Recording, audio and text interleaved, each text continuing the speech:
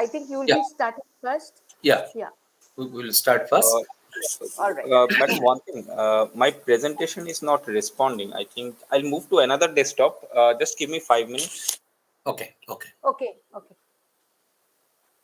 So in the process, can Shubhashi start? Yes, you can start. I'm just moving to Yes. another desktop. Yeah. Okay. So let people will join Shubhashi. We will not kill the time. We will Yeah. stick to the time. Time is important to all of us. Okay. Yeah. So let us start the program today. And today's program is basically for we organize this session. These particular sessions we have organized, and these sessions will be conducted by Innovation Ambassador of our institute, Dr. Joydeep Bhomik. And very recently, there is a course going on, and this has been organized by IICT and the Ministry of Education's Innovation Cell in a combined way. And this is a month-long program that Government of India, they have organized with the help of IICT and the Ministry of Educations. And only yesterday, I think the program was ended, and it was a month-long program. Almost each and every day there was some sort of presentations or the discussions was there. It's a kind of webinar, we can say. And then we have to organize as per the IIC mandate. We have to organize one session by the institute ambassador, innovations ambassador of the institute. And we are in a hurry, and today is the last date by which we have to organize it, because we have to submit our annual report to the IIC portal. Okay, and today is the last date of submissions of these documents, which we have done, whatever we have done for the last 1 year. So that has to be uploaded today. So we organized this particular program in a very hurriedly, and Professor Joydeep Bhomik was not given he was given a 24 hours time period so that he can prepare a presentations which can be shared with all the participants. And this is not a very easy task to do. Within a 24 hours time period, one has to prepare a document. Okay, so that's why what I will do, I will share with you some of the informations about this institution's Innovation Council, and what is the roles of the students' role, what is the role of the university, what is the role of the faculty members. So that I will discuss. And then we will just briefly discuss what are the actions we have taken so far, what are the programs we have conducted. And then I will hand it over to Professor Joydeep Bhomik so that he can go into the details about the Innovations Ambassador programs, what is expected under this particular program. He will discuss with you, with all the participants. So I will start my presentation.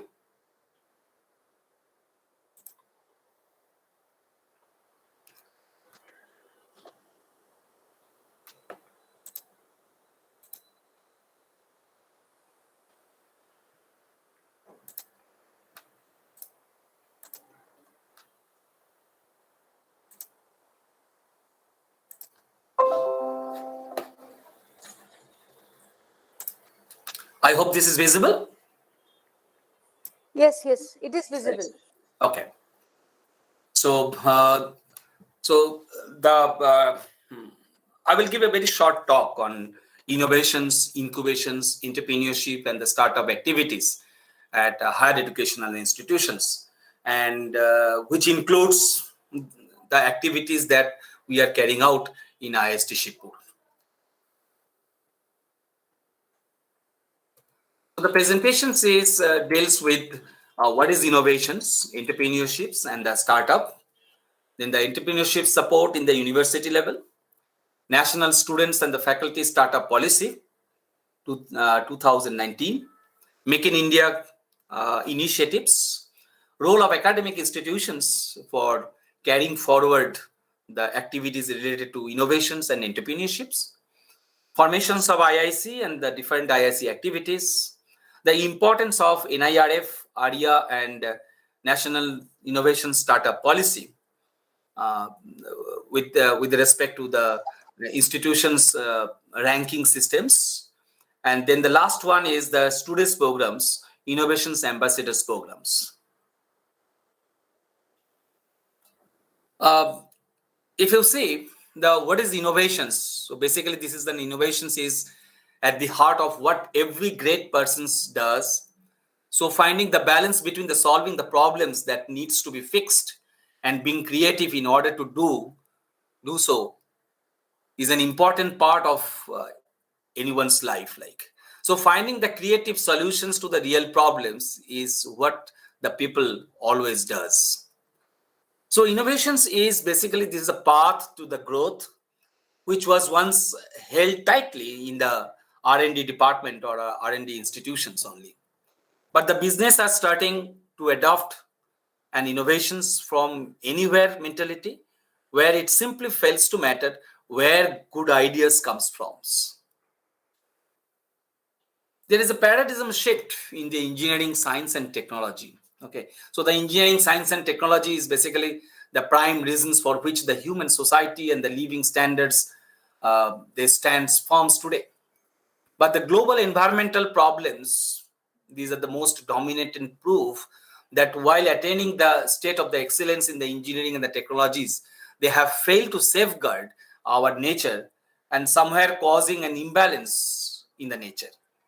So thus, we have to address this imbalance, and there are various challenges lies in front of the engineers and the technologists and the scientists. And there is a paradigm shift in the engineering, science, and technology is about keeping the necessary mindsets of developing sustainable products or the sustainable process so as to keep the nature as balanced as possible. May not be it is possible to 100% keep the nature in the balanced state, but we should try our level best as an engineer, as a scientist, as a professionals to maintain the balance of the nature and the society. So the ever-rising human populations and its demands for the comfortable life, it has caused a fair amount of change in the paradigms of engineering and science. So this is all about the startup innovations and the startup. And we find that basically the innovations, it starts from the brain of the human. And with the help of the skills, abilities, and the knowledge, it transforms, the idea is transforms into an innovations. And then innovations, from the innovations, we go into the entrepreneurships. And ultimately from the entrepreneurship, we end up with the startup. So the entrepreneurship is what you act upon the opportunities and the ideas and transforms them into the value for the others. And innovations is commonly it is defined as carrying out of the new combinations that includes the introductions of the new goods, new methods of productions, new markets, new strategies, and this is all to carry out of the new organizations of any industries. And the startup is basically it is a company or a project undertaken by an entrepreneur to seek to develop and validate a scalable economic model. So there are 4 different types of people are there in the field of entrepreneurs and innovations and the entrepreneur fields. So you can see, if you see the x-axis, so this is the general management skills, know-how, and the networks. And along the y-axis, we are plotting the creativity and the innovations. So if you see the performance of the managers, the role of a manager or the administrator is basically the manager, the administrator, he has a very good skills for the general management skills. Whereas the creativity and innovations is almost, it is not present in the managers. If I see the promoters have a very low level of creativity and innovations and also low level of general management. And if you see the inventors have a very high level of creativity and innovations, but we can see from the plot that he or she has a very low level of general management. But if you see the entrepreneurs has both the capability, or we can say that the characteristics. So he or she has the characteristics of creative minds and creative and innovative minds, and also has the same level of capability for the management skills. So there is a differences that has been plotted over here, like a startup, what is meant by the startup and what is means by the scale up. Okay, so if you can see that the x-axis is plotting like a market validated business models, and along the positive axis, x-axis, and the negative x-axis, it is plotted unvalidated business model. And similarly, for the along the y-axis, the positive y-axis, we are plotting the high growth ambitions and the very high level of scalable business model. And in the negative side of the y-axis, we are plotting the low growth ambitions and non-scalable business. So if you see the performance of a small business, is basically is located in the fourth quadrant, and the fourth quadrant, that means the person has a market validated business model, definitely, but it has a low growth ambitions, or we can say that the non-scalable business model. But here in this case of a startup, basically the startup has is in the second quadrant. So basically the startup has a unvalidated business model, but very high level of growth, high growth ambitions. Okay, and very is a very high scalable business model. And in case of a scale up companies, okay, organizations, they have both the market validated business model as well as they have a high growth ambitions and a very scalable business model. So ultimately, we can see a scale up company will survive in the market. This is the evaluating startup potential. So how one has to evaluate a startup potential, and we can see that the startup potential has a very high growth ambitions. Okay, and it has a very high level of scalability, and it has a team structure. If I see the team structure, it has a balanced skill and ownership type of team structures. Sir. Hello. Yes, slides are not changing. Okay. Okay, it's not changing. It is only the first slide. It's showing the first slide only. No, now it has changed. Okay. Okay, then maybe the just a minute. I will slide show. This is visible. This is visible. Yes, this is visible. This is visible. This is visible. Yes. Yes, yes. I'm changing. It is visible. Yes, it is visible. Okay. Okay then. Okay then. So that was the second slide, and what is innovations, entrepreneurship, and the startup? That is again not coming. Oh, this is not coming again. Okay. The changing is not coming. Okay, it's better than I. Yeah, now it has come. Now it came. Yeah. That means it is not showing the slideshow. So I will not go into the slideshow mode then. Okay. So this I have already discussed. What is the role of the managers, promoters, inventors, and the entrepreneurs? So the quality is required. Quality required for all these four people. And I have already discussed the difference between a startup and a scale-up company and the startup company. What is the difference between these two? And this is evaluating the startup potentials, how to evaluate a startup potential. So we can see that there are 6 parameters are there, like a team commitments, then market timing, market opportunity, growth ambition, scalability, and the team structure. So these are the 6 parameters based upon which when one can evaluate the startup potentials. And this is the startup ecosystems. The startup ecosystems, it's for an academic institutions like us, the startup ecosystem consists of university, big companies, support organizations, research organizations, service providers, and the funding organizations. So the startup ecosystems, it deals with the ideas, innovations, research, startup at various stages, entrepreneurs, startups team members, then inventors, then the mentors, advisors, the other entrepreneurial peoples, and the people from the related organizations. So all these peoples, the 6 category of people are involved from the academic institutions like universities, from the people from the big companies, support organizations, research organizations, service providers, funding organizations, or the people who will fund your ideas or the concept. So all these people, they consist or they make up the startup ecosystems. There is a role of the universities and the higher educational institutions. So the university graduates, they have an enormous potential for innovations and the economic development, and mobilizing them for the entrepreneurial careers. enhancing their entrepreneurial skills, and providing the support for their business startup. These are the these are the prominent activities that the universities or the higher educational institutions like us, we have to provide all these supports or the facilities so that the students can make their career in the form of entrepreneurship, development of the entrepreneurships, or development of the startup companies.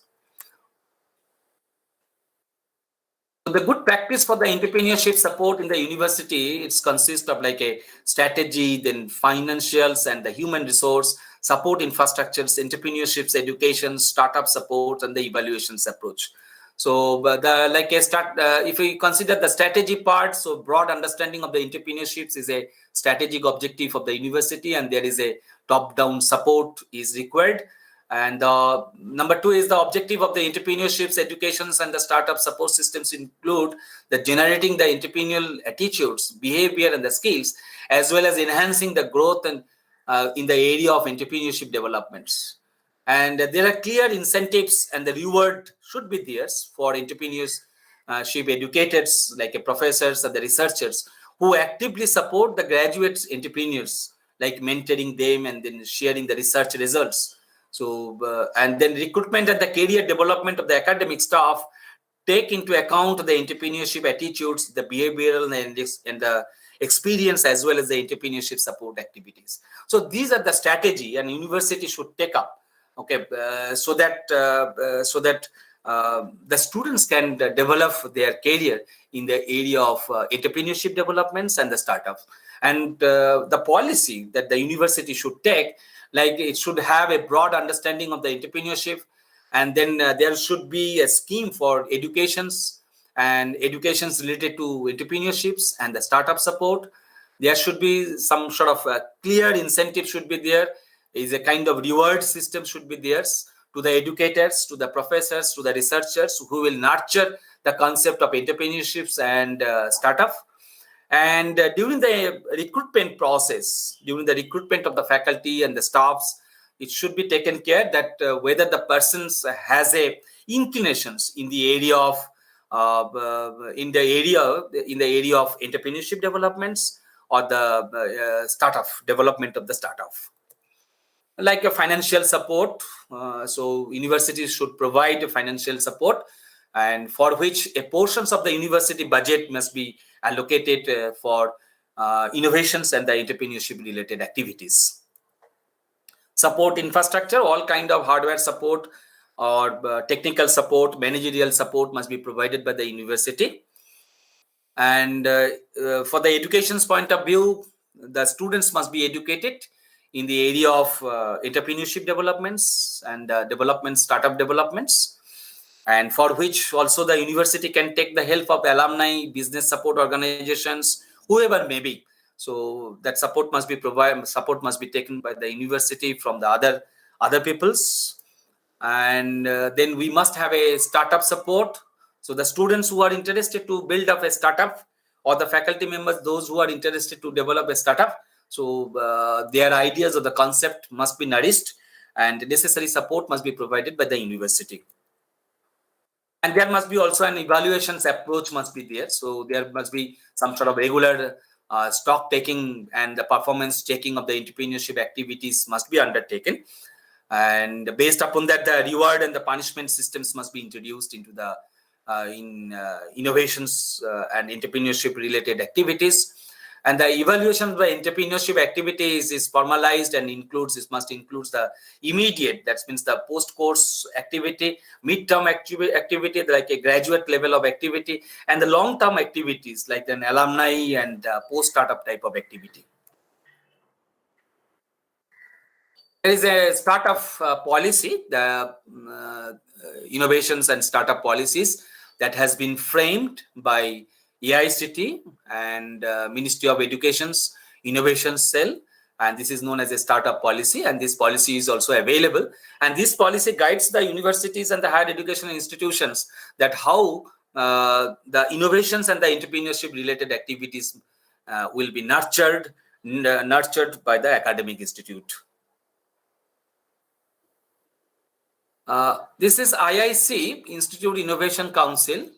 And this Institute Innovation Council, it was basically, it was framed in 2018 by Ministry of Education's Innovation Cell.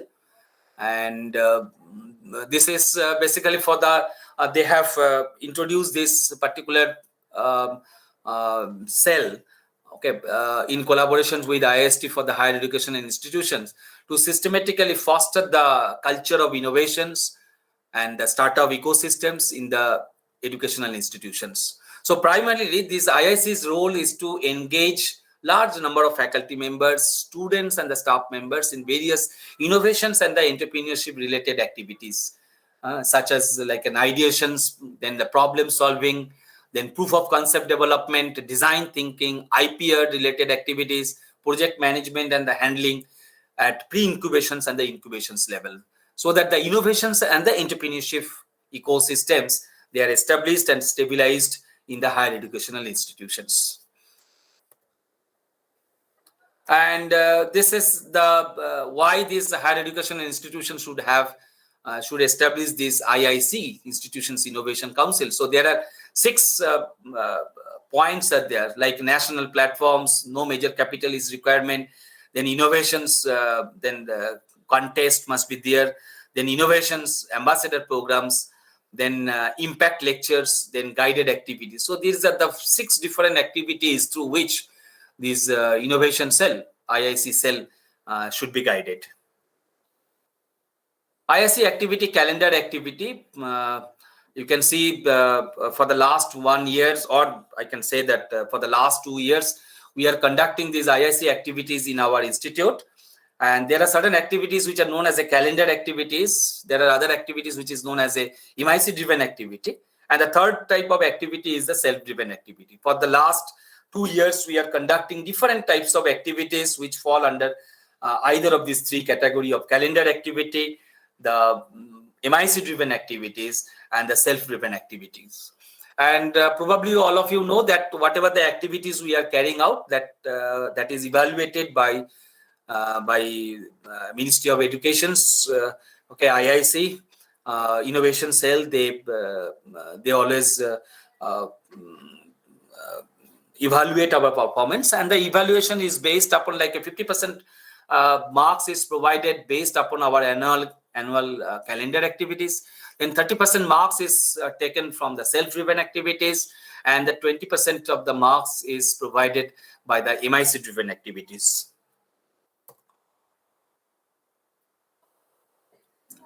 There are for the last 1 year, there was one competition, or the contest was there, which is known as an IIC National Innovation Contest, which is known as NIC, National Innovation Contest. And you can see that this innovation concept is basically, it is considered as a 360-degree approach of learning. So basically, it starts from the dream, okay, your idea, the concept of your ideas, and then it is nurtured through the institute. So at the institute level, this bigger circle, whatever the activities are performed. So basically, these are all the activities are performed at the institution level. Then whatever is coming out from the institution level, that will go into the bigger platform. That means it will go into the NIC level. Okay, and through the NIC levels, the same idea, the concept is further, it is nurtured, and it is refined. Further refinement will be takes place, and ultimately, whenever the good ideas of the concept, whatever was there, so that is coming out in the form of startup ecosystems, that India's startup ecosystems. That means it is the formations of the companies. Okay, so the idea, initially the idea is formed at the institution level, and that is nurtured to some extent, it is nurtured and refined, and then it entered into the higher level in the National Innovation Contest level, where the AICT and the Ministry of Education, they will nurture your idea further and further. They will refine it. They will provide all sorts of support which is required to convert your idea into a startup company. So this is one of the activities that is performed at the national level. And this is the National Innovation and the Startup Policy that I have already mentioned. So it is basically a guideline, is a framework to envision and educational systems oriented towards the startup and the entrepreneurship opportunities, for the students and the faculty members. So this particular policy, it is not only for the students, but also for the faculty. So that we have to keep it in mind. And in this particular policy, it has been given, a special emphasis has been given to the faculty members so that they can start up their entrepreneurship, and they can convert their entrepreneurship into a startup company.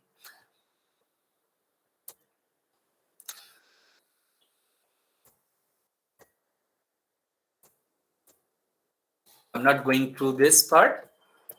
Yeah. So there are two ranking systems is there, which is known as NIRF ranking and then ARIA ranking systems. The students as well as the faculty members, they know what is NIRF and the ARIA. And both in the NIRF and the ARIA, okay, so ranking is basically, it is provided. There are different aspects are there for the ranking. And one of the aspects of the ranking is innovations and the entrepreneurship.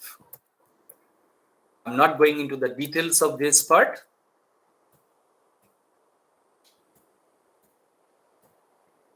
And these are the activities that we have performed during the last 1 year. Okay, and we conducted 15 different types of webinars, okay, or a seminar type of activities, and we have a different type of topics we have, and all this was targeted towards innovations and entrepreneurship developments. And in all these activities, the students members, interested students and the faculty members, they have participated, and we have invited very qualified, experienced people to talk about on the topic of innovations and the entrepreneurship. So at the end, we can say that a spark of renaissance in innovations to develop the cutting edge tools and the products to compete with anyone in the world. Motivate the students for innovations, entrepreneurship, and the startup activities.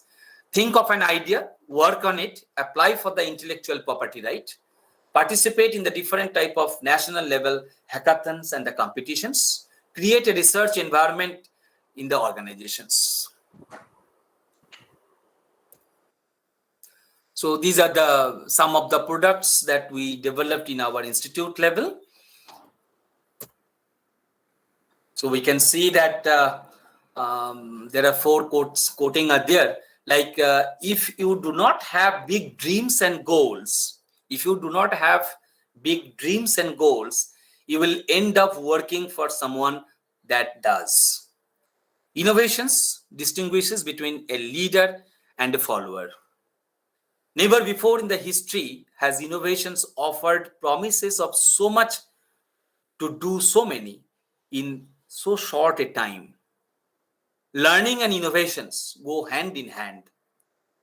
The arrogance of success is to think that what you did yesterday will be sufficient for tomorrow. Thank you.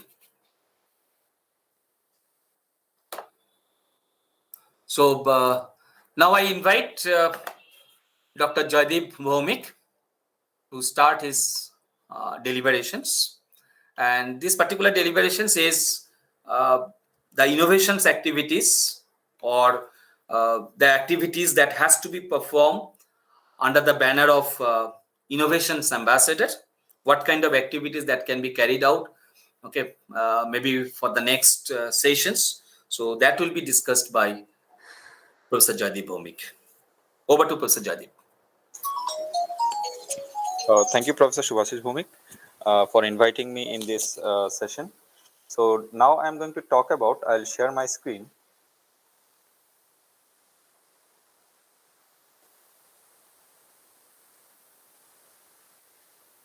Is my screen visible?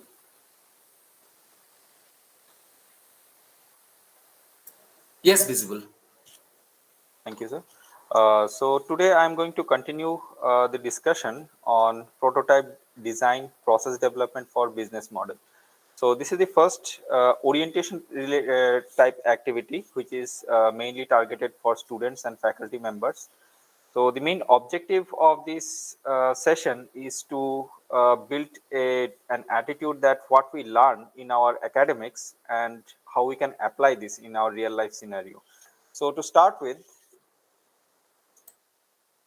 So to start with, I will begin with a very interesting quote is that is given by Massimo Vignelli. So he says, if you can design one thing, you can design everything. So this is a very philosophical statement, but if you look into the depths of the meaning, you can realize that there is no religion or there is no group of an innovator. If you know how to design one thing, basically you can design everything irrespective of whether you are interested or not. That can be a factor, but uh, you really have the attitude to design one particular thing. You will see that the process or methodology that is applied, that is more or less same for designing anything. So not necessarily it has to be an engineering product, it can be a non-technical product, any process or any management system. So this way we will try to look into the glimpse of some of the design methodologies, how what we can put forward to uh, to direct your imagination or your requirement into a product or a final solution. So, as already discussed by Professor Subhashish Bhomik regarding our IIC and this Innovation Ambassador program, so these are the key roles of an innovation ambassador. So we have to perform the role of a mentor in their respective IICs. So that means if any student or a group of students wants to work on some product or any technology, they can approach to the innovation ambassador and they will give you or guide you how you can uh, cope up with the problems or how you can approach the solutions. The next important role of the innovation ambassador is to provide support to other IICs as a resource person. Like you can give your presentation on your specifically to uh, your area of interest. For example, I am from aerospace and applied mechanics background, and I am a mechanical engineer. So my domain is specific to these things. So if there are other disciplines as well. So I would encourage all other faculty members who are watching this presentation to come up and volunteer for this initiative, that not only one particular person will be capable enough for handling all the disciplines, although in the beginning it is said that if you can design one thing, you can design everything, but it is not talking about the area of interest. So if your area of interest is different, you have to look for other experts in different domains. Okay, so definitely, let's say I am not an expert in electrical engineering, but the methods are the same, and if I just have to read and understand what are the other processes in, let's say, electrical engineering, definitely I think I will also be able to do it, but I have to spend extra time and effort on this. So why to do that? If all faculties from different domains, they come forward and uh, and contribute from their expertise, they can help develop a very technical environment which will guide all the students. And it is like saying something like stand on the shoulder of giants and uh, okay, I forgot that. So I mean, you can also guide others to how to develop such technologies. And finally, you have to spread the message of innovation and startup among the students and faculty. So it's like you develop something and you pass it on to others so that they can carry your task forward. So that is the target of the innovation ambassador program. So right now in our institute, I am the only innovation ambassador. I would be glad if some more faculty members or leaders come up and join this program. So it will, with this together, we can begin this, because this is the first time, and we can carry it forward for development of our institute. So in this presentation, I will brief about some generalized guidelines of how to develop a prototype, I mean an overview, and some design methods and tools, and some machines and tools what, I mean, based on my specialization, we can use to develop some prototypes or some products. And after this, we'll discuss some case studies and some activities. So in the activity, that will be like an interactive session. I'll give you a problem, let us say some kind of problem, and you in a group or you as an individual have to think on what are the possible solutions, and and identify the problems, and based on that, what should be the requirements of the product or the solution. So this will be one activity. So let's see what is the overall flow in case of a product development. So this basically consists of 3 stages. So first is the design stage. So in the design stage is like you do an initial sketch of what your component or product would look like. You have to design these components from a concept model, and most important thing is that you have to decide that who will use the product.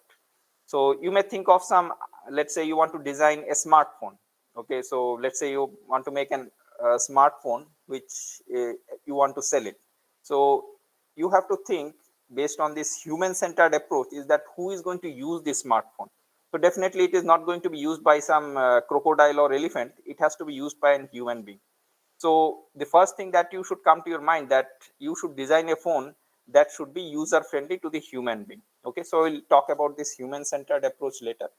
And then there are some analytical methods also may be involved if it is technical in nature, as in my case, if it is mechanical or aerospace related product. So you will also have to do some theoretical validation. That is, it is talking about analytical approaches. So these things may also be additionally required based on your domain of application. The next stage of design is the prototype. So once you are sketching from the initial problems or what are the points that you have in mind, you have to start making the prototype. So the prototype and design phase, these are highly iterative in nature. So once you do the design and after that you collect some points, you make a prototype. So prototype is not a final version of the product that you can use, but it is something that you refine the design and you come up with something physical in nature. Okay, so this is like an early sample of the product, and you also have to meanwhile see what is the proof of the concept. That means whatever you had thought, whatever problems you have thought of during the design phase that you would address, I mean, is it really the prototype is feasible to solve all these problems, but may not be in a final stage, but in the early stage. So that is the proof of concept. Then you have to see whether this prototype, even if it is not in its final stage, whether it is able to do some solutions. I mean, can it sustain in the practical scenario? So this some kind of testing also has to be gone in the prototype stage. So there are several methods of making the prototype. For example, nowadays we use this rapid prototyping. Rapid prototyping is basically your 3D printing technology. So, and there are different kinds of 3D printers are available, which I will also talk about this in this presentation. And then the output of the prototype, that is how it has performed in the practical scenarios, this you may have to iterate back and incorporate in your design. So you are going to modify the design and then make a new prototype. So this is an iterative process, and you have to keep repeating and perfect your prototype until you think that all the other problems, if any, in the prototype has been addressed. So after you are finalized that, okay, this is the prototype is finalized, then you can make it into a ruggedized product. That means it is ready to use by common people. So you are working as a developer when you are making the prototype, but in the product, the user need not be a developer. For example, let's say you are going to design a car. Okay, so who is driving a car? He is a driver. So who is making the car? He may be an automobile engineer, but a driver, he may be a layman. So not necessary that a driver must be an engineer to drive a car. So that is what is the meaning. So that means the product, the end product has to be easily accessible by the common man for whom you are intending it to design. So only then you will be able to see that more and more people will be able to take your product. That means there is a market for it. That means there should be a demand for what you are making. Otherwise, if you are making a prototype and there is no demand, then you cannot sell it. So you will not have any profit. So overall, in a nutshell, the life cycle is basically you can understand in these 3 stages. Now let us look into the slightly in the details of the design. So in the design, that is the human-centered design, is what we are talking about, is that the end user is the human being, not any alien or some animals. So if it is, it may not be some non-human centered design if it will not be used by human being, maybe some special cases, but this is what mostly we will be looking into. So this human-centered design consists of three major steps. So the first steps is the inspiration. So what is the inspiration? That means you have to first identify what is the problem, that is what is your requirement, or you have to understand what are the issues in this. So for any particular purpose, this I'll give one activity in the example where you are going to, you yourself will identify some of the problems and try to come up with the solutions. So the next stage of the human-centered design is the ideation stage. So what is the ideation? So once you identify the problems, you have to ideate the solutions. That is, you have to see which ones and which of the others it combines most effectively with the needs of the people. So based on this, you have to, you may not work individually. You may have to take feedback from others by just imagining that what could be the possible solutions. So in order to do this, the ideation stage, you can classify it into three stages, three sub stages. So first is the case studies. In the case study, you are going to explore about various, as the name suggests, case studies, different types of similar instances that deal with your area or the target area that you are going to focus on, which you are going to make the prototype.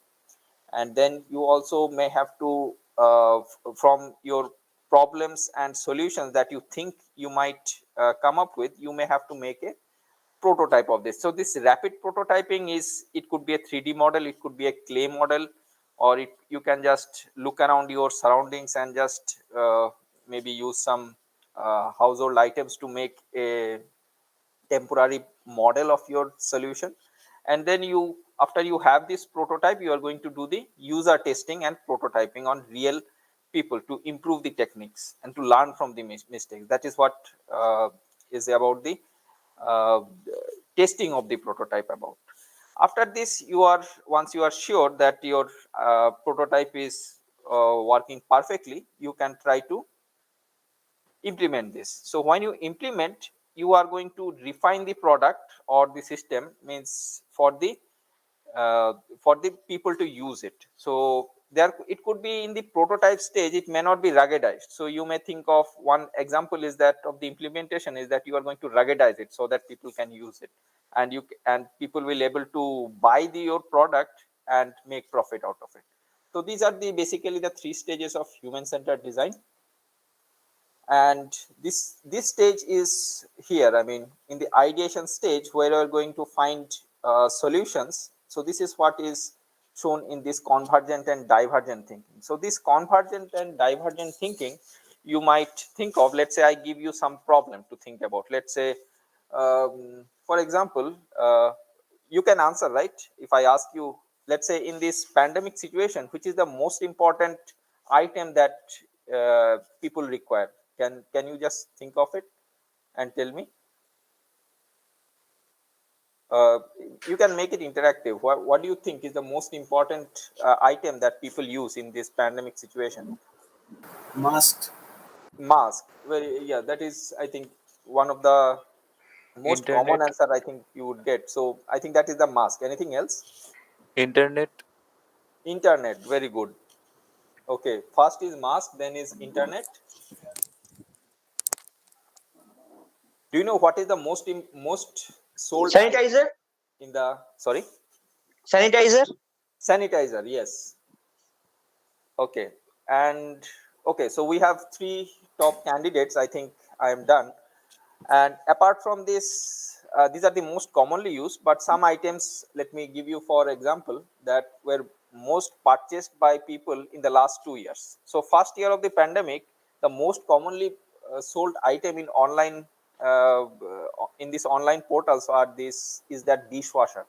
Okay, you might be in your home and you realize that in the pandemic nobody is coming to your home to wash the dish, or household work becomes a burden. So this dishwasher was purchased by several people in India during this pandemic situation. And in the next year, the next top uh, shopped list is the automatic vacuum cleaner. So to mop your house or to clean your uh, floor, it becomes a very hectic job. So nowadays robot vacuums are the one of the most purchased equipments that people have purchased. So imagine this was not the pandemic situation. Had it been the ordinary situation, would you buy a dishwasher which costs 16,000 to 20,000 rupees, or a vacuum cleaner which is like the robotic vacuum cleaner? It costs starts from 20,000 rupees to more than 80,000 rupees. So nobody would buy that. So you also have to see that what is the situation, or is it the right time to sell or market your products. So these, whoever has ventured into this dishwasher business or the robot vacuum cleaners, they have really made a lot of profit. But had they been launched at some other time, this may not have happened. Okay, so these are some of the most important problems and solutions that I mean we have come across during this pandemic situation. So what is this divergent and convergent thinking? Now let us say we talk about the mask, for example, the most commonly used item. So you have to think that, let's say you have a mask, is it perfect, or you like to wear the mask all around? Definitely no. I think that would be the answer, because it is some problems are associated with it. So what you do is, let's say I give you a task to improve that mask. So you have to think on what are the possibilities that how you can improve these masks or these masks. So in this case, you may have several other choices or options by which you can improvise this, so that you can create several choices. Maybe you can think that, okay, this mask is not good looking, you try to make it look beautiful.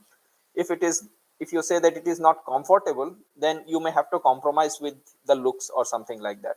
If you say that some other problems is happening, then you have to look into some other problem. So this way you see that your thinking is getting diverged from what your target should be. Okay, so this kind of thinking where you make choices is called divergence thinking. Okay, so after you make the choices, then you have to think about the several options that are available and compromise with that. So now this is the stage where you have to converge from all the choices that you have made into one particular decision, because you can't, it may not be possible to consider all the choices and come to a solution. So you have to think on how you can converge into one. So until you converge, you cannot arrive at a solution. So you have to come to uh, a definite solution by compromising or making a decision. So this part is known as convergent thinking. So by converging, you arrive at a decision that, yes, now this is the stage and I am going to start designing this product from this final choice. So this is about convergent and divergent thinking. So now, what are the tools that you can think of? I mean, imagine the prototype. So there are several design tools. It could be a simple drawing book and a pencil where you're going to make sketches of your product and decide how it looks like. And if it is slightly engineering in design, you can also think about computer aided designs. There are many computer aided design softwares available for engineers or non-technical items as well. So since I am from this domain, I will talk about the computer aided design or the 3D modeling softwares and simulations for doing the design. And it is also going to be used for the analytical design, as I had discussed in the design stage. And finally, the most important thing you need is a creative mind. If you don't have a creative mind, I mean, we cannot ask to do this to a robot. A robot may not be maybe very efficient in executing the task, but a creative mind is what it does not have. Okay, so creative mind is of paramount importance. So you must be creative in order to design or ideate anything. So I'll give you an overview, like this may be useful for students that you can try out for free if you are enthusiastic about this. So this is again from my domain of interest. I would also urge other faculties from their respective domains to come up with some solutions in their respective domains. So which the other students from different disciplines may find it helpful.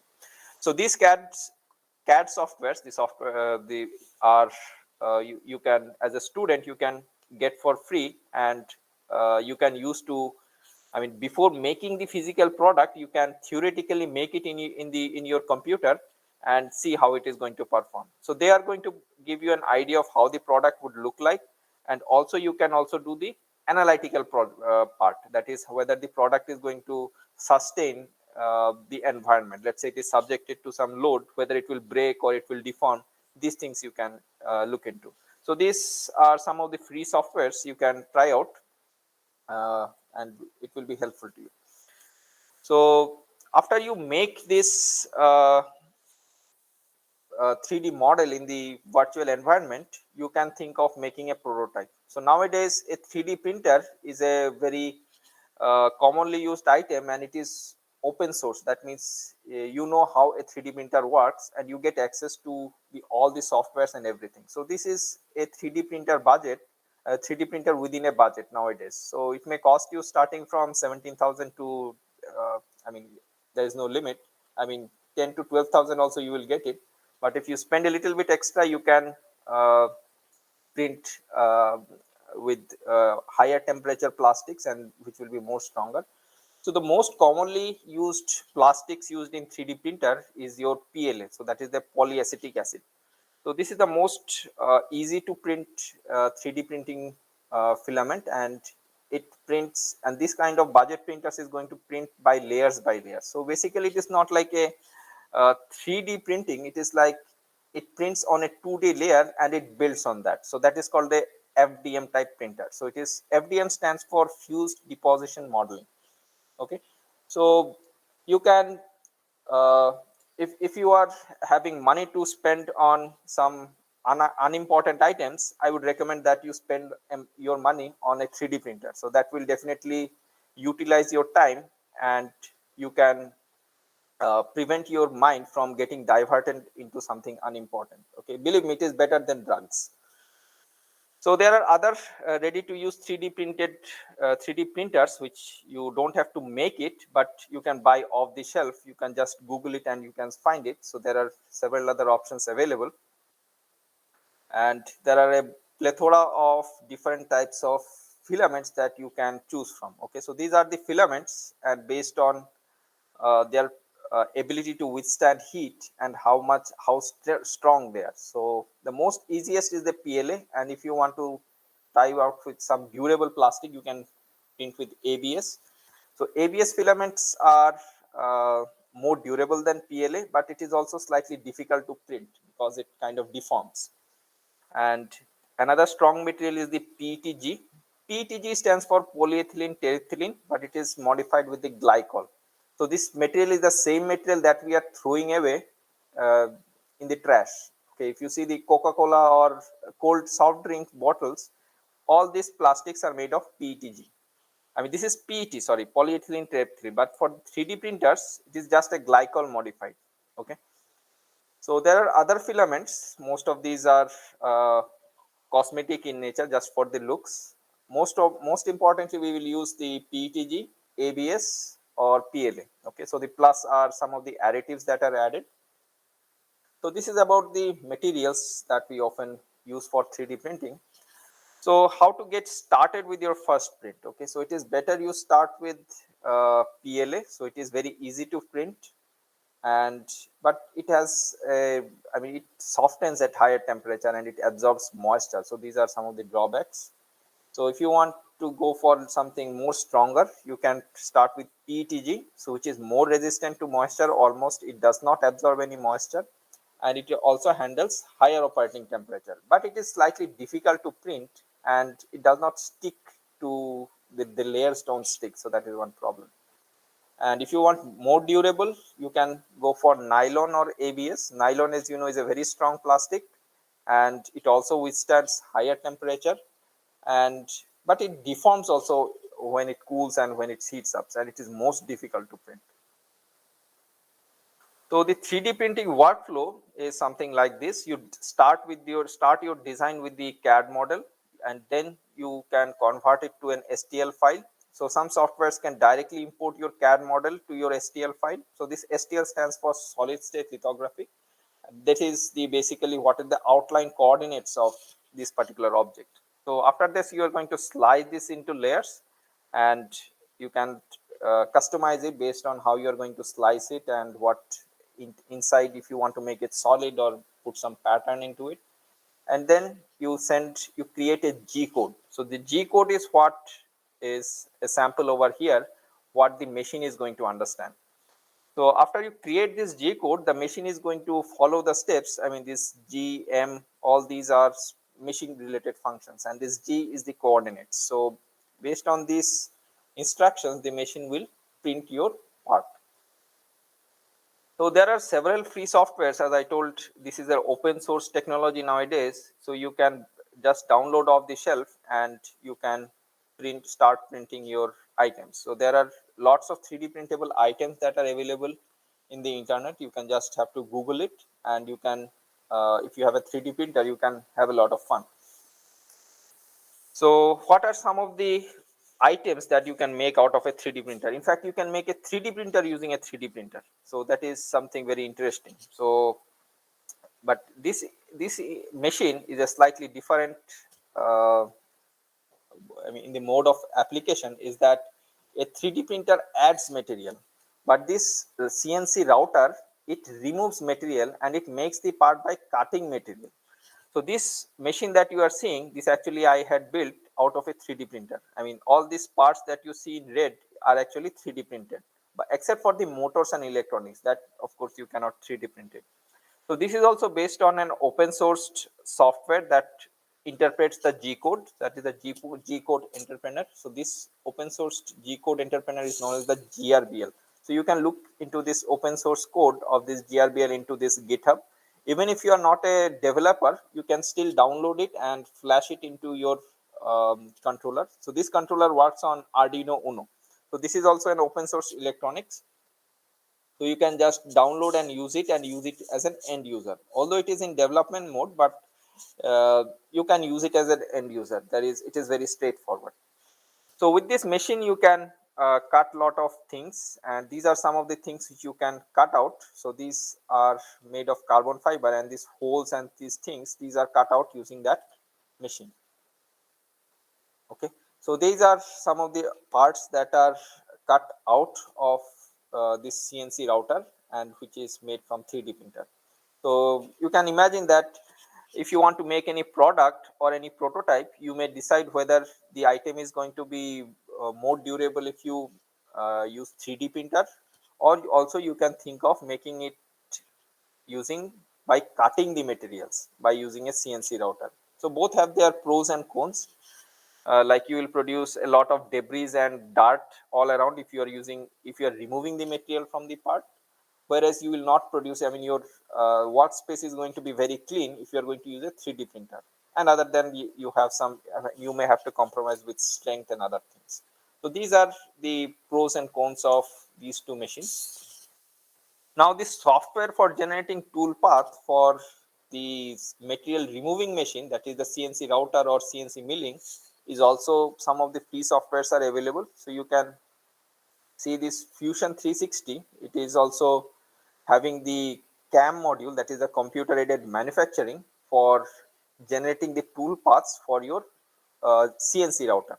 Okay, so you can make this model in your CAD, that is the Fusion 360, and you can just see how you are going to cut this space around. So this is the pocket that you are going to cut, and there are several options depending upon the speed at which you are going to cut, depending upon the tool size at which you are going to cut, and you can generate the tool path. You can also simulate how the tool is going to move inside this space.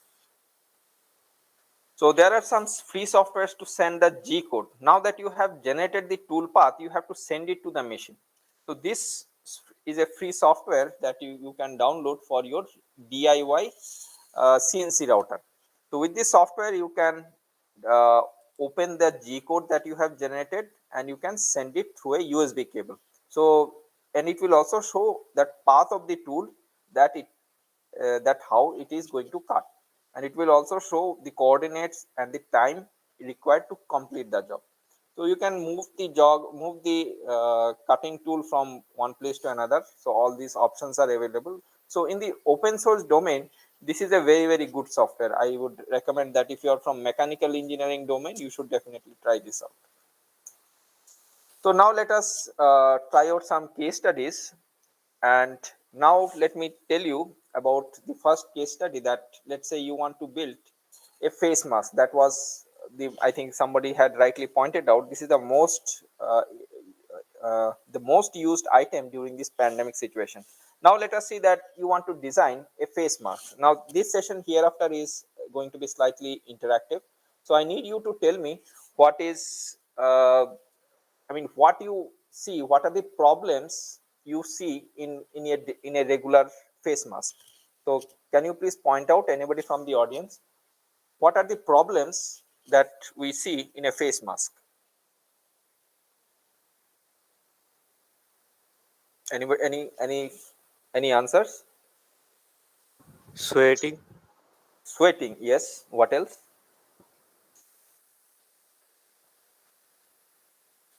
Maybe I will just write it down.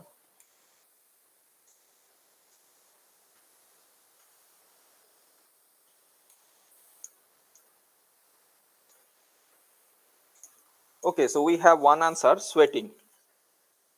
Sir, long-term use of mask leave marks on the face or in the ear. Long-term use. Okay, so it is comfort, I would put it in some side. Okay, so this is the comfort. I mean, I would not say comfort, I would say discomfort. Okay. So we are in the first stage of the design. So we are looking into what are the problems associated with this thing. Any other?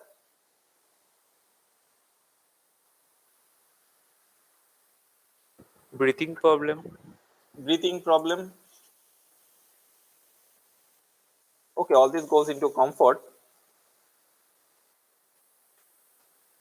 Anything else? I'm just noting it down.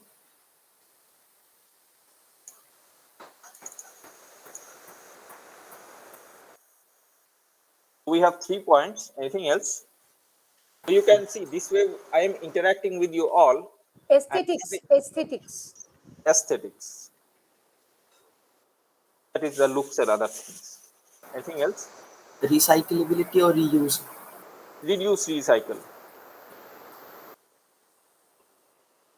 That means after using this mask, you are going to throw it away, and that creates some other problem. Anything else?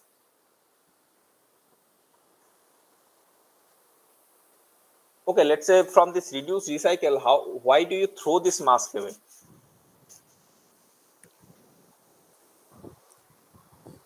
What actually happens? Why don't you use the same mask for months and months?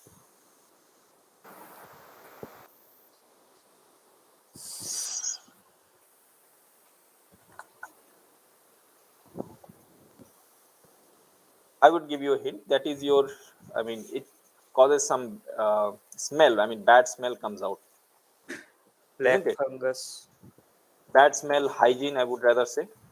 black fungus disease, Black fungus is not because of the mask. I think that is something else. Okay, so these are some of the, I mean, we are identifying the problems.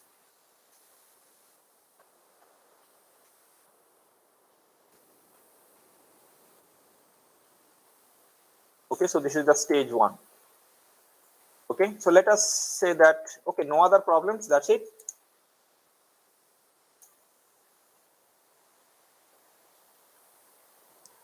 Achha, price is not included. Price. A mask, I think it is, now you can buy from, let's include the price.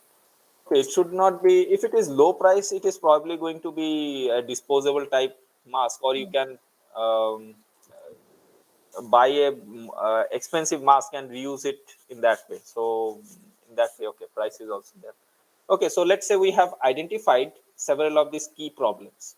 Okay, now we have to arrive at some design that how we are going to make it into a product that is going to solve most of these problems. Okay, so now I go back to the PPT and look into this. Okay, so these are some of the solutions that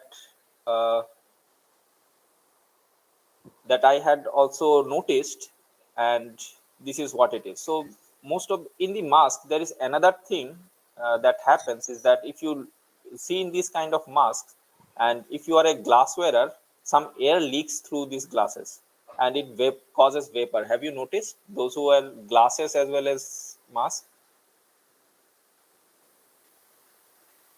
Yes, sir. It is. Yes, sir. It happened. So this is really irritating, isn't it? Every time you have to open your glasses and clean it. Although I don't wear any glasses, but I have seen many people who wear glasses. The air leaks from this mask, and you can't see after that. You have to clean it. So this is another problem which was not listed earlier. So this is something also we have to think about. And then uh, all the other things, I think most of it you have considered, and the price, as madam said, is also a factor. So some of these problems are greatly solved in this kind of mask. So this is a 3M respirator, which is actually used for industrial application. That is for if you are going to work in a hazardous industrial environment where there are a lot of dusts or some chemicals. So these kind of masks are mostly used in the industries. We don't often wear these masks in our day-to-day life. So how we can address all these issues? Okay, so let's say here are some of the objectives that we have. So we can think of what we have to do is we are coming to the solution by doing some ideation. Okay, so after the ideation we have to decide that how this mask is going to look like. So we can think of some design which is something like this, and also the price tag which is fairly high. So we want to reduce the price tag by some means. So what we have to do is we have to ruggedize this particular mask. Okay, and if it is ruggedized, unlike the mask that you are having, it should also be easier to sanitize and wash. And this design also will not have any leakage, and it should be comfortable for long periods of application. So what you can think of the possible solutions. So these are the solution that you may think of, is that this body that you are seeing, that is actually a product. Uh, let's say you have already done this sketching that how this body is going to fit on your face. So this body, you can think of that it must be rigid. Not too rigid, but not too soft like a cloth or anything. So it should be able to easy to wash it. Let's say you have a cloth, you have to wash it, but then you have to dry it. That is one problem. But if you have something surface which is like a little stronger, like some plastic material, it will be easier to, you can just take a damp cloth and wipe over it, or you can just wash it and just shake the excess water and it will be ready to use. So this could be one particular solution regarding the easy to sanitize and wash it. And for this part, these are actually the filters of this particular mask, where the filtration takes place, unlike other masks where the air just goes into this membranes, so that it filters the dust out.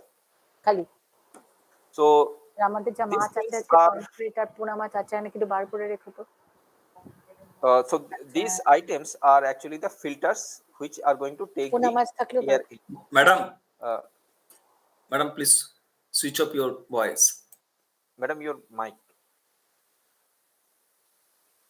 So these are the main filters of this mask that is going to contain this air intake. This is a filter through which the air is going to be filtered out, the dust, and you are going to get the clean air. So this part we have to design on our own. So this design is something looks like this. So this contains the outer shell, which is shown in the red one. And you may think that this space is fairly large, because if you give a large space, more amount of air will get filtered and your breathing problem will be addressed. So that is one particular solution. So in order to improvise your breathing, that we had already noted, so to make it easier to breathe, you need more surface. So that is why this surface needs to be enlarged, and that is what is shown here. So after enlarging the surface, you have to just place this filter material. You can take it out of any mask, or you can use any filter material of your own, and then you can put this cap. So this cap, you can just put it on and you can place it. The next thing that is there is that how the air will go. So the air is going to go into the intake like this, and it comes out of the exhaust. So the direction in which the air goes, it is always in one direction. That means when you are going to breathe out, the air is not going to touch your filter material. So that is going to solve one more problem, is that your bad breath problem. So why you are getting bad breath? Because it touches your mask filter membrane, and that your all your inside your saliva or some things will get stuck there, and they will decompose and cause bad breath. So this bad breath because of your own breath will not happen if you are not going to allow your breath to come out and touch this filter material. So what you can do, you can apply some one-way valves. So there are 1, 2 and 3 one-way valves which are installed in the air intake, the air exhaust. 2 air intakes and 1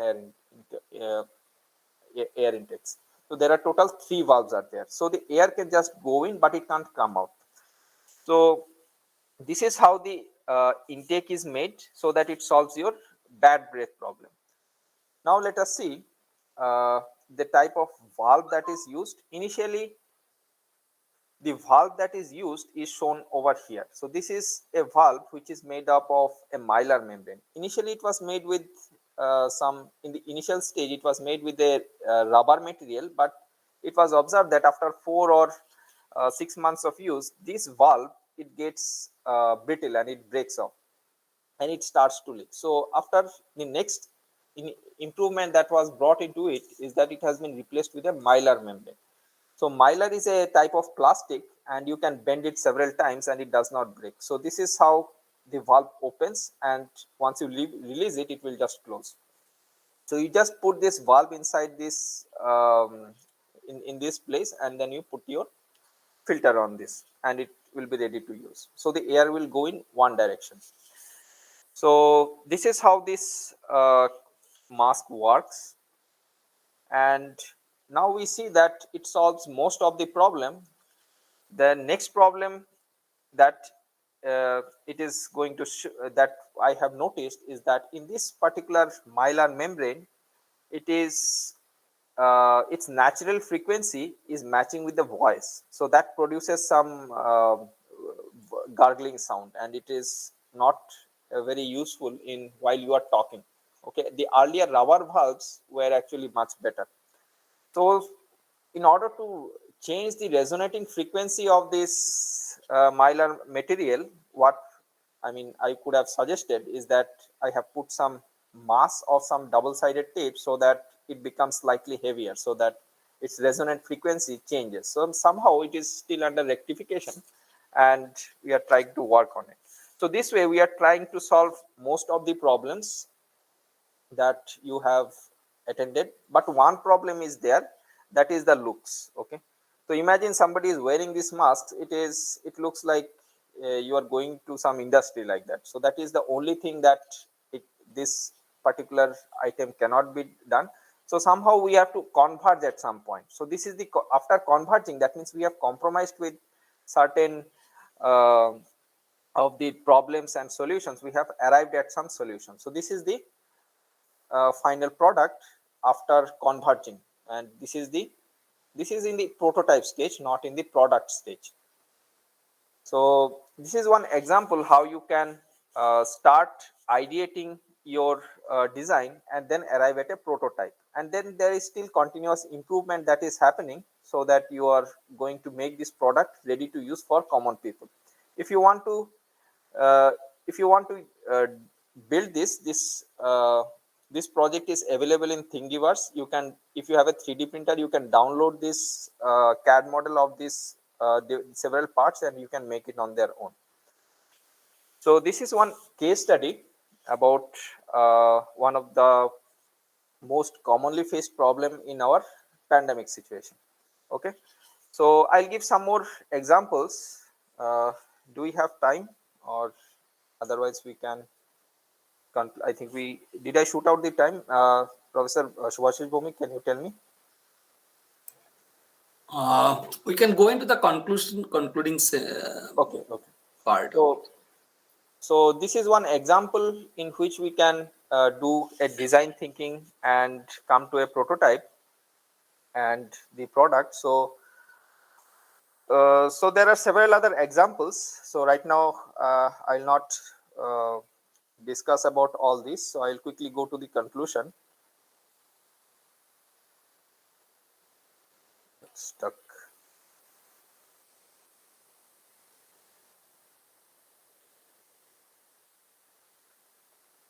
So, I mean, there are some other projects, but I will stop my presentation right here for the time constraint. Is that I mean, to conclude with, I would once again ask faculty members from different disciplines to come forward, and if you can join this program, it would be very appreciated, because I am from a particular domain, and many faculty members, if they come from various other disciplines, say electrical, electronics, computer science, so innovations does not have any discipline. As I said, if you design one thing, you can design everything, but the specialization matters.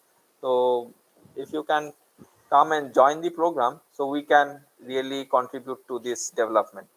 So with this, I conclude this presentation today, and if you have any questions, you can ask. So thank you for your time and patience. Okay, Professor Bhomik, I would just like to tell you that you discussed about the Google Classroom. So boys and girls who are interested, so if you can just see that how they respond to your idea of the Google Classroom on innovation.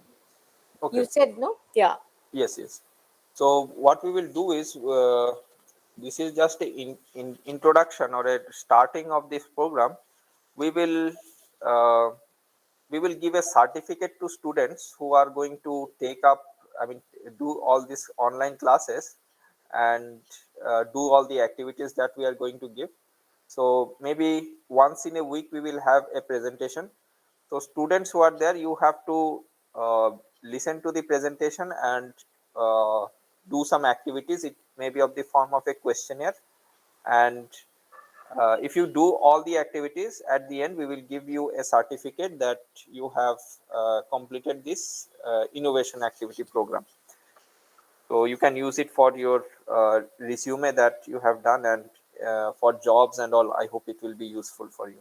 So we will be opening a Google Classroom in which you have to register, and I will place the links of the videos that we have uh, given. I mean, the lectures in the lecture form, it will be available in the video format. You have to watch it, and you have to answer some questions. Based on this, we will we will see that if you have attended these classes, then we will give you a certificate. So we will open the classroom, and before that we will open a registration. The registration link will be given to you. So you give your institute GSUIT ID only in the registration, which we will add in the Google Classroom. So in order to create the classroom, we need your email ID. So we will circulate a form in which you give your email IDs. Okay. So that's it. Any other questions?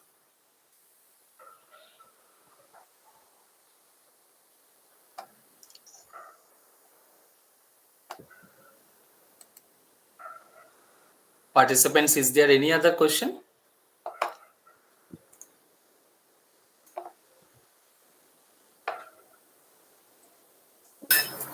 Sir, I have a question, sir. Yes. Sir, how do we solve the recycle or reuse problem So of the this mask? for this mask, it is a mask which is more ruggedized. That means you can just wash it and use it again and again. So you don't have to throw it. Only thing you have to recycle is the filter material. You can also wash it with clean water. I mean, you just don't wash it with some dirty water. I mean, you have to use a particular type of detergent also. I mean, otherwise, if detergent is laying, you will be breathing in the detergent. So you have to use some soft detergent to wash it. And if you wash it properly, you can also recycle the filter material. And what about the cost of the material, sir? Filter material. The filter material right now which I used is from the mask which you are using. So this mask, you don't have to throw it away, because your breath is not directly touching the mask because of the valve. The air can come in from the surroundings and go inside your nose, but the air that you are breathing out, it is not touching your breathing material.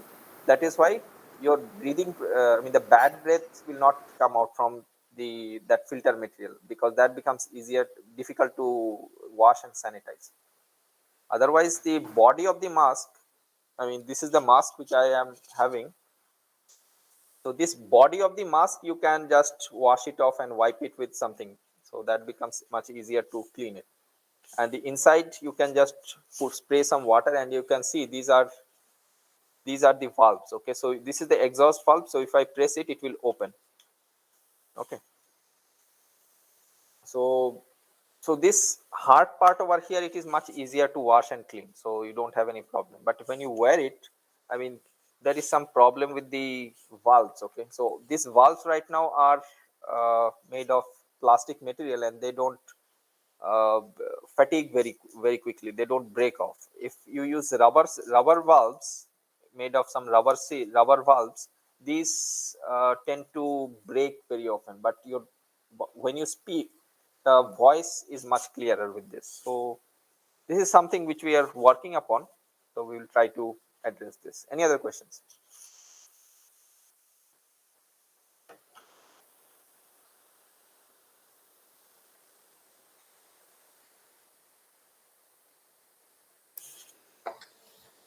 Is there any other question? No, sir. Thank you, sir. Okay, thank you. Just for the information to the students, presently we are organizing the toy hackathon competition, and the competition has been opened long back.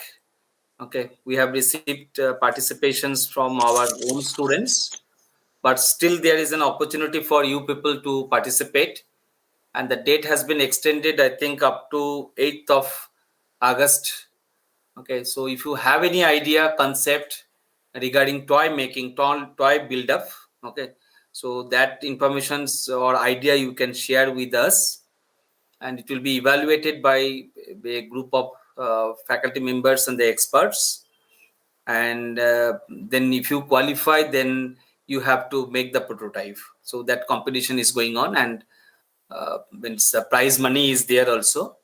So if anyone is interested in participating these toy making competitions or toy hackathon competitions, please participate.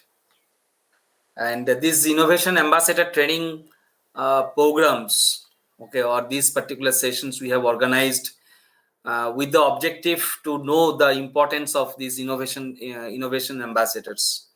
Okay, so basically the innovation ambassadors, he will help you, like Professor Joydeep Bhomik will help you in designing, thinking, and innovations related work.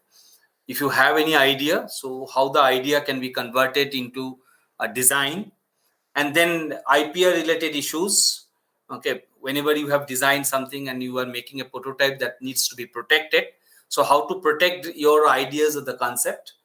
So that kind of support also you will get it from Professor Bhomik. And then he will also support you for pre-incubation and the incubations management. So if you, when you are moving from your idea towards the incubation stage, that means pre-incubations or the incubations management, how to manage your ideas or the concept for making into an entrepreneur. So he will provide you advice, support, all sorts of technical support, and as well as the non-technical support. Also, when the pre-incubations and the incubations management concept is converted into the entrepreneurship development program, okay, so he will convert your ideas into an entrepreneurship. And for that purposes, whatever the technical support is required, whatever the training is required, okay, that needs to be provided to you. So that will be also provided by Professor Joydeep Bhomik. Okay, so his role is very crucial in IIC, and I think for the next 1 year, okay, so he will conduct training sessions, training programs. And I request Professor Joydeep Bhomik to share the informations that what he has learned from the NIC or the AICT, whatever the program has been conducted for the last 1 month. So if it is possible, this can be shared, okay, with the permissions of this NIC, if it is required, shared with the students, so that the students will also come to know that how they can participate or how their ideas can be converted into entrepreneurship and the startup, and what kind of support also they can get from the academic institute. So the students, my point is the students has to think that this is another alternative for the job. Okay, we are looking for the job always, and so this is another kind of opportunity for our professions, which was earlier it was not that much, or we have not given proper importance to it. Okay, and now under this job crisis environment, we should all work for development of startup so that we can recruit people. Not only that, we will have our own livings. Okay, but also at the same time we should arrange the living of the other people. So that also we, as an engineer, we have to take care, and we have a uh, responsibility, societal responsibility, that to provide the jobs for the others also. Over to Professor Kunika, madam. Okay. Okay. Thank you, everyone. And we expected that the students would not have left because you would have been enriched. And for this reason only, Joydeep Bhomik had to curtail his presentation. Now, both the Bhomiks are there in this IIC, and as one as the president and the other as the innovation ambassador, and they are playing very crucial roles. And I should appreciate both of them. I should appreciate Tonmoy for taking all the cudgels up and then putting them up to the MIC portal. Professor Ankita Pramanik is also there. She is with us. She is very stimulating. And what Joydeep wanted, that some interdisciplinary activities, you will always get it from her, I am sure about it. And now, students, this is one thing we need to say. It is not only getting the marks from the from your academic section. You have to really let your brain flow, open your brains to the new ideas and to the new systems, and that is how we can make India flourish. And we are trying to put it up a system where this culture of innovation becomes very predominant in IIEST. That is what our role as IIC is. That this culture of innovation and taking up challenges, taking up some ideas which are there, and taking up ideas from your environment, and you make it into something. That is how you should try to think. It is not marks, you cracked your J-mains and everything, but this is not cracking. This is something which comes from within. So it is not a competition. Please vent out your emotions, vent out your ideas, and think of something new from your surroundings, which the India first will need, and then the world will, of course, appreciate later on. First, think about your country and give your innovations ignition. Thank you very much, all of you. Okay, over today. Okay.